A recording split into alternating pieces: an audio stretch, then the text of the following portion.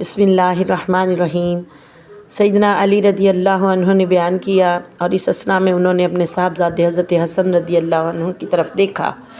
فرمایا کہ یہ میرا فرزند سید اور سردار ہے، جیسے کہ اس کے متعلق نبی پاک صلی اللہ علیہ وسلم نے فرمایا ہے، اور اس کی نسل سے ایک آدمی ہوگا جو تمہارے نبی صلی اللہ علیہ وآلہ وسلم کا ہم نام ہوگا۔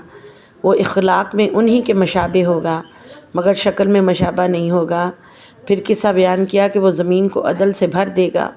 سیدنا علی رضی اللہ عنہ بیان کرتے ہیں کہ نبی صلی اللہ علیہ وآلہ وسلم نے فرمایا، ماوراء النہر ایک آدمی نکلے گا جسے حارث بن حراس کہا جاتا ہوگا۔